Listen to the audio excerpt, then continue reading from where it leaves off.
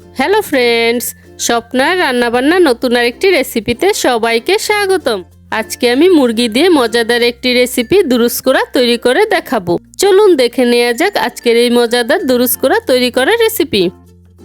দুরুস করা তৈরি করার জন্য এখানে আমি 1 কেজি ওজনের একটি মুরগি নিয়েছি এবং মুরগিটাকে আমি ভালো মতো পরিষ্কার করে ধুয়ে নিয়েছি। এরপর মুরগির গায়ে আমি চিড়ে দিয়েছি যাতে করে মশলাটা মুরগির ভিতর ভালো করে যায়। এবার এর সাথে 1 চা চামচ লবণ ও 2 চা চামচ লেবুর রস দিয়ে ভালো করে মেখে নিচ্ছি।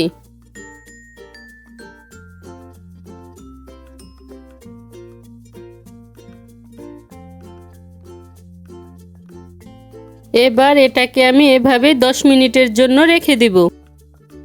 এখানে আমি আগে থেকে এই মশলাটাকে পেস্ট বানিয়ে রেখেছি।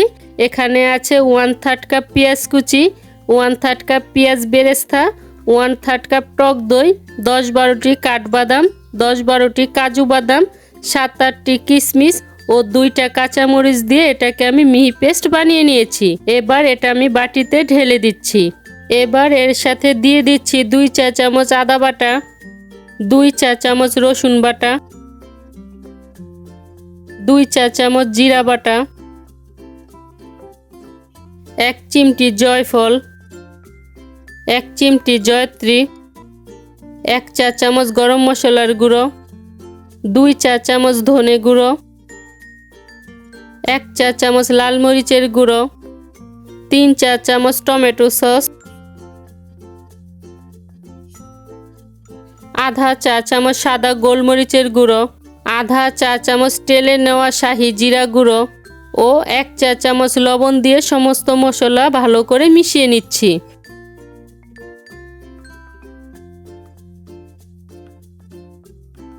মশলাটাকে ভালো করে মিশিয়ে নেওয়ার পর এবার এর মধ্যে আমি মুরগিটা দিয়ে মুরগিটাকে এই মশলাটার সাথে ভালো করে মেখে নিচ্ছি।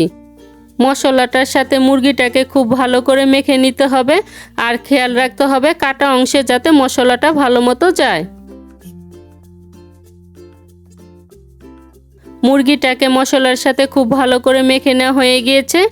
এখানে আমি 2টি ডিম সিদ্ধ করে রেখেছি। এখন মুরগির ভিতরে যে ফাঁকা অংশটা আছে এই ফাঁকা অংশের ভিতরে আমি মুরগির ডিম দুটো দিয়ে দিচ্ছি।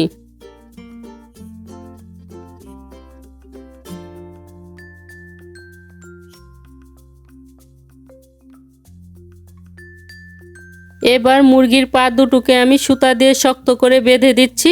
এতে করে রান্নার সময় মুরগিটা ছড়িয়ে যাবে না এবং ডিমটাও বের হয়ে আসবে না।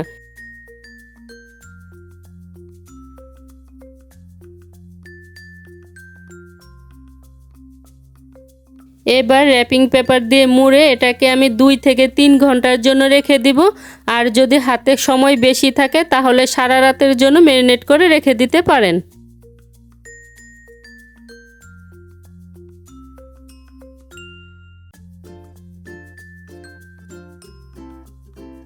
প্রায় 5 ঘন্টার মতো ম্যারিনেট করে রেখে দেওয়ার পর র্যাপিং পেপারটা সরিয়ে মুরগিটাকে আবারও মেখে নিচ্ছি।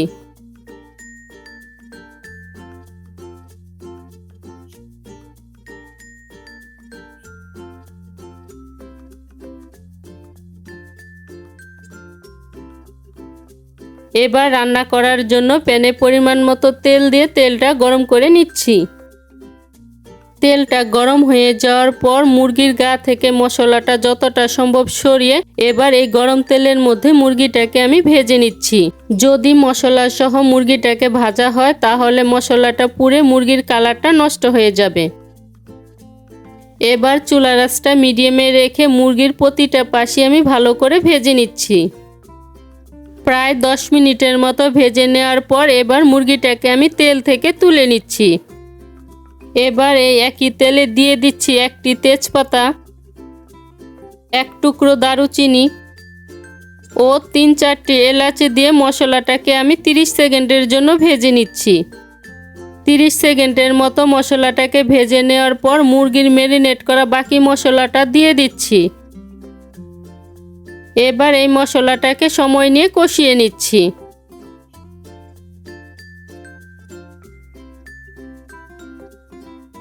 কিছুক্ষণ কষিয়ে নেওয়ার পর এবার এর মধ্যে আধা কাপ জল দিয়ে দিচ্ছি যাতে করে মশলাটা পুড়ে না যায়।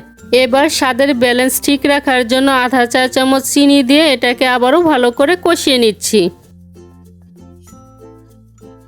প্রায় 5 মিনিটের মতো মশলাটাকে কষিয়ে নেওয়ার পর মশলা থেকে তেল ছেড়ে আসছে। এবার ভেজে রাখা মুরগিটা এই মশলার সাথে দিয়ে মুরগিটাকে মশলার সাথে ভালো করে মিশিয়ে নিচ্ছি। এবার চুলার আঁচটা লোতে রেখে মুরগিটাকে এই মশলার সাথে সময় নিয়ে কষিয়ে নিচ্ছি। প্রায় 6 থেকে 7 মিনিটের মতো মুরগিটাকে কষিয়ে নেওয়ার পর মুরগির গা থেকে তেলটা ছেড়ে আসছে। এবার এর মধ্যে 2 কাপ লিকুইড দুধ দিয়ে মুরগিটার সাথে ভালো করে মিশিয়ে নিচ্ছি। মুরগিটাকে সিদ্ধ হওয়ার জন্য এখানে আমি কোনো রকম জল ব্যবহার করব না, এই দুধ দিয়ে মুরগিটাকে আমি সিদ্ধ করে নিব। এবার ঢাকনা দিয়ে ঢেকে এটাকে আমি লো আঁচে রেখে দিব। মুরগির একটা পাশ ভালো মতো সিদ্ধ হয়ে যাওয়ার পর এবার এটাকে আমি উল্টে দিচ্ছি, যাতে করে অপর পাশটাও ভালো মতো সিদ্ধ হয়।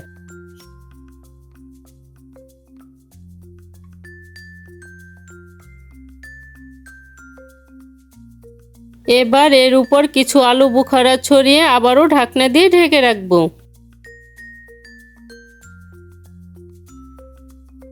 প্রায় 15 মিনিটের মতো ঢাকনা দিয়ে ঢেকে রাখার পর মুরগিটা আমার সিদ্ধ হয়ে গিয়েছে আর গ্রেভিটাও ঘন হয়ে গিয়েছে। এবার এর মধ্যে দিয়ে দিচ্ছি আধা চা চামচ গরম মশলার গুঁড়ো, 4-5টি কাঁচামরিচ, 1 চা চামচ ঘি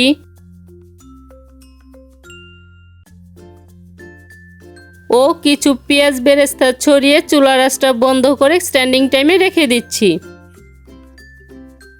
5 মিনিট স্ট্যান্ডিং টাইমে রেখে এবার মুরগিটাকে আমি পরিবেশন করে নিচ্ছি। আর পরিবেশনের আগে মুরগির পাটা যে আমি সুতা দিয়ে বেঁধে রেখেছি সেটা আমি কেটে ফেলে দিয়েছি। ব্যাস তৈরি হয়ে গিয়েছে মুরগি দিয়ে মজাদার এই দুরুস্কুরা। আজকের এই মজাদার দুরুস্কুরা রেসিপিটি যদি ভালো লেগে থাকে তাহলে স্বপ্নার রান্নাবান্না চ্যানেলটি সাবস্ক্রাইব করে পাশে থাকা বেল আইকনে প্রেস করতে ভুলবেন না। এতে করে আমি যে নতুন নতুন ভিডিও আপলোড করব সবার আগে নোটিফিকেশন আপনি পেয়ে যাবেন। আজকের মতো এখানেই বিদায় নিচ্ছি। দেখা হচ্ছে পরবর্তী নতুন কোনো রেসিপিতে।